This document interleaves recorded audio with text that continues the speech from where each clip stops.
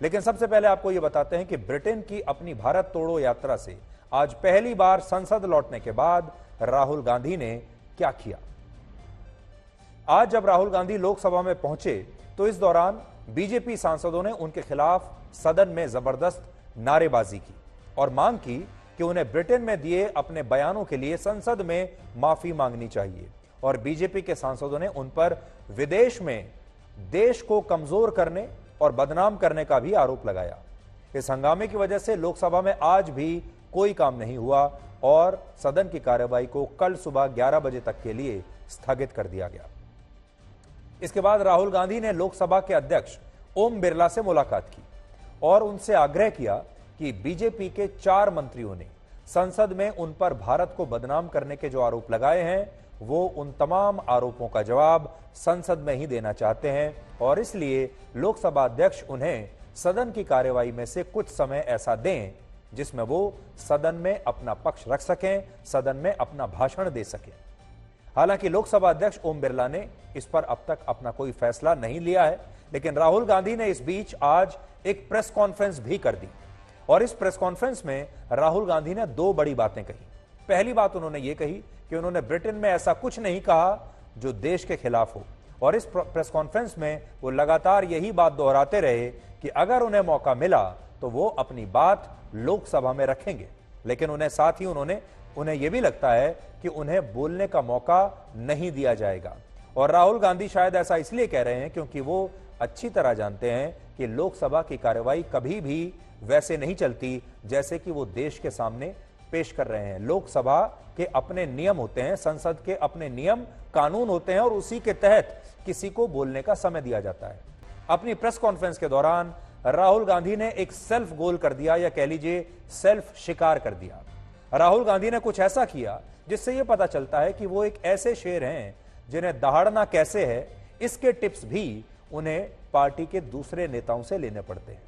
असल में आज इस प्रेस कॉन्फ्रेंस के दौरान राहुल गांधी ने एक जगह यह कह दिया कि वो दुर्भाग्य से एक सांसद हैं, लेकिन उसी दौरान उनके साथ कांग्रेस के दूसरे नेता जयराम रमेश बैठे हुए थे और जयराम रमेश ने चुपके से उनके कान में उन्हें टोका और कान में उनसे कहा कि उन्हें ऐसा नहीं कहना चाहिए कि वो दुर्भाग्य से एक सांसद हैं, बल्कि उन्हें यह बयान बदलना चाहिए।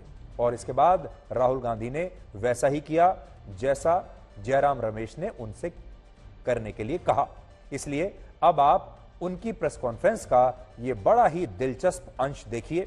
और बड़ी बात यह है कि जयराम रमेश जब राहुल गांधी की कान में यह बात कह रहे थे तो शायद भूल गए कि उनके ठीक सामने माइक लगे हुए हैं और ये जो माइक लगे हुए हैं जिन्हें अभी राहुल गांधी ठीक कर रहे थे, इस माइक ने जयराम रमेश की उस बात को पकड़ लिया। पिछले साल अगस्त के महीने में एक रिपोर्ट आई थी जिसमें बताया गया कि हमारे देश में लोकसभा के 56 एमपी ऐसे हैं जिनकी अटेंडेंस 60% से कम है और इनमें भी 16 सांसद ऐसे हैं जिनकी अटेंडेंस 35% से भी कम है और कुछ सांसद तो अपने अब तक के कार्यकाल में 2 या 3 बार ही लोकसभा में आए हैं। और यह बात इसलिए गंभीर है क्योंकि ये वो सांसद हैं जिन्हें आपने अपना वोट देकर लोकसभा में भेजा। हमारे देश की जनता घंटों लाइन में लगकर अपना काम छोड़कर घर से बाहर निकलती है, गर्मी में घंटों लाइन में खड़ा होती है, तब इन सांसदों को वोट देती है, लेकिन ये सांसद लोकसभा की कार्यवाही में उपस्थित ही नहीं रहते, जो वोटर्स के साथ धोखा है। इनमें जिस सांसद का प्रदर्शन सबसे खराब है उनका नाम है अतुल कुमार सिंह, जो मायावती की बहुजन समाज पार्टी के सांसद हैं और लोकसभा में उनकी अटेंडेंस है मात्र 1%। अगर लोकसभा की कार्यवाही मान लीजिए 100 दिन हुई है तो बीएसपी के सांसद महोदय 100 में से सिर्फ 1 दिन ही सदन में उपस्थित रहे और बाकी के दिन वो लोकसभा में आए ही नहीं। और इसका एक कारण यह भी है कि वो पिछले काफी समय से जेल में बंद हैं, तो जब जेल में हैं तो कैसे आएंगे, लेकिन फिर भी वो लोकसभा के सांसद हैं। इसी सूची में अभिषेक बनर्जी का भी नाम है जो टीएमसी के सांसद हैं और पश्चिम बंगाल के मुख्यमंत्री ममता बनर्जी के भतीजे हैं, लेकिन लोकसभा में उनकी खुद की अटेंडेंस सिर्फ 13% है, 13%। इसके अलावा टीएमसी की एक सांसद है जो कि मशहूर एक्ट्रेस भी है, उनका नाम है नुसरत जहान। नुसरत जहान की लोकसभा में अटेंडेंस सिर्फ 23% है और इसी सूची में कई और सांसदों के नाम भी हैं, जैसे एक्टर और पंजाब से बीजेपी के सांसद सनी देओल की लोकसभा में अटेंडेंस सिर्फ 21% है। ये बीजेपी के सांसद हैं। रायबरेली से कांग्रेस पार्टी की सांसद सोनिया गांधी की लोकसभा में अटेंडेंस 44% है, यानी 50% से भी कम। और इससे भी बड़ी बात यह है कि मौजूदा लोकसभा के कार्यकाल में 2 सत्र ऐसे रहे हैं, पूरे के पूरे 2 सत्र, जब सोनिया गांधी एक दिन भी संसद में नहीं आई। इनमें एक तो वर्ष 2021 का बजट सत्र था, जबकि 2020 के मॉनसून सत्र में भी सोनिया गांधी लोकसभा से पूरी तरह गैर हाजिर रही थी। इसी तरह राहुल गांधी भारत के लोकतंत्र को लेकर बड़ी बड़ी बातें करते हैं, लेकिन सच यह है कि लोकसभा में उनकी अटेंडेंस भी अच्छी नहीं है। मौजूदा लोकसभा में राहुल गांधी की अटेंडेंस 52% है और पहले की तुलना में उनके प्रदर्शन में कोई सुधार नहीं हुआ है।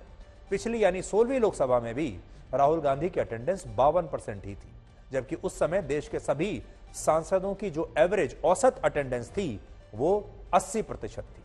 तो औसत जो उपस्थिति है वो 80% है लोकसभा में सांसदों की, राहुल गांधी की है 52%। दिलचस्प बात यह है कि पिछली लोकसभा में जिन 5 सांसदों की अटेंडेंस 100% थी, वो सभी सांसद बीजेपी के थे और टॉप 50 सांसदों में भी बीजेपी के 44 सांसद तब शामिल थे।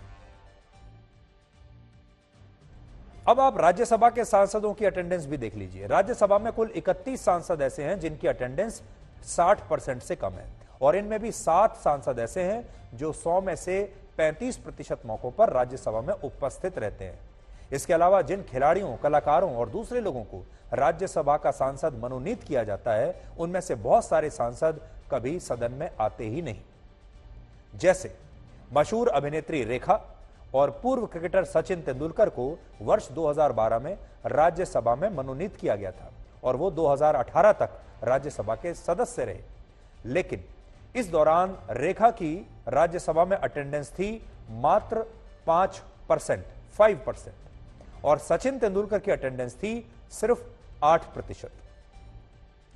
यहां हम एक बात स्पष्ट करना चाहते हैं, हम ये बिल्कुल नहीं कह रहे कि जिन नेताओं की अटेंडेंस कम है उन्हें सांसद नहीं होना चाहिए या उनमें कोई कमी है या उनमें क्षमता नहीं है, बल्कि हम सिर्फ ये कह रहे हैं कि सांसद बनना एक बहुत ही सीरियस जॉब है, ये गंभीर काम है और जो नेता सांसद बनने के बाद संसद नहीं आ सकते, उन्हें इसके बारे में जरूर सोचना चाहिए कि उन्हें संसद में रहना चाहिए या नहीं रहना चाहिए, क्योंकि उनकी जगह अगर कोई दूसरे व्यक्ति को सांसद बनाया जाता है तो शायद वो अपने पद के साथ न्याय कर पाए, मेहनत कर पाए और देश को इसका कुछ फायदा हो।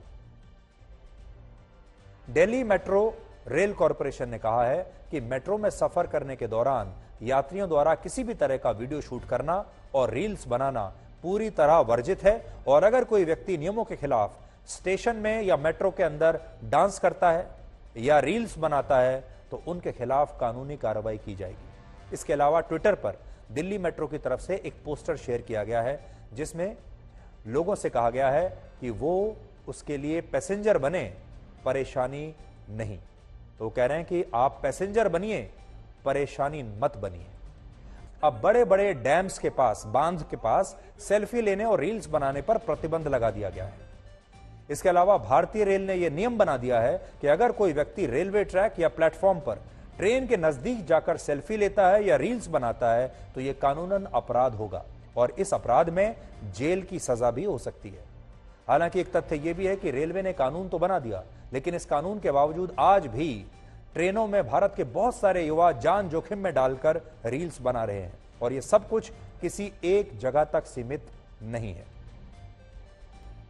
भारत दुनिया का सबसे युवा देश है जहां लोगों की औसत आयु 28.7 वर्ष है, जबकि अमेरिका की जो औसत आयु है वो 38 साल है, रशिया की 40 साल, कनाडा की 42 साल, पश्चिमी यूरोप के देशों की 45 साल, जापान के लोगों की औसत आयु 48 साल है। यानी भारत दुनिया का सबसे युवा आबादी वाला देश है, लेकिन हमारे देश के ज्यादातर युवाओं की ज्यादातर ऊर्जा इस समय रील्स बनाने में खर्च हो रही है।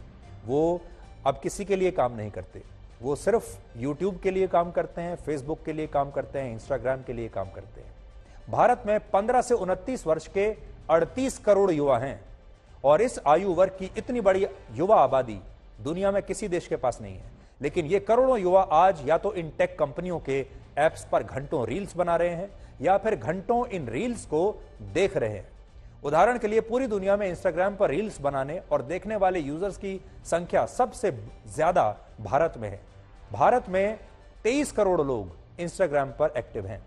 इसके अलावा हमारे देश में प्रतिदिन एक व्यक्ति औसतन 2 घंटे 32 मिनट इन ऐप्स पर शॉर्ट वीडियोस, रील्स या दूसरे कंटेंट देखता है। और आज भारत राइस यानी चावल का उत्पादन करने वाला चीन के बाद दुनिया का दूसरा सबसे बड़ा देश है। लेकिन रील्स के उत्पादन और रील्स की खपत के मामले में हम पूरी दुनिया में नंबर 1 पर हैं। आज भारत में लगभग 8 करोड़ लोग ऐसे हैं जो इंस्टाग्राम, यूट्यूब और दूसरे ऐप्स पर अपने शॉर्ट वीडियोस बनाते हैं। और इन युवाओं को हमारे देश में कंटेंट क्रिएटर्स कहा जाता है, सोशल मीडिया इन्फ्लुएंसर्स कहा जाता है, यूट्यूबर्स कहा जाता है। लेकिन दूसरी सच्चाई यह है कि इन 8 करोड़ लोगों में से सिर्फ 1.5 लाख लोग ही ऐसे हैं जो अपने वीडियोस बनाकर कुछ पैसा कमा पाते हैं। बाकी के 7 करोड़ 98 लाख 50 हजार लोगों को कुछ खास नहीं मिलता। और जो बाकी करोड़ों युवा हैं वो भी सिर्फ इन वीडियोस को देखकर अपना समय बर्बाद करते हैं।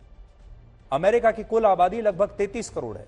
इनमें से 10 करोड़ लोग आज वहां चीन के टिकटॉक ऐप का इस्तेमाल करते हैं। और इस बात से अब अमेरिका इतना परेशान हो गया कि उसने टिकटॉक कंपनी के मालिक को यह धमकी दे दी कि अगर उन्होंने ये ऐप अमेरिका को नहीं बेचा तो अमेरिका में टिकटॉक पर बैन लगा दिया जाएगा।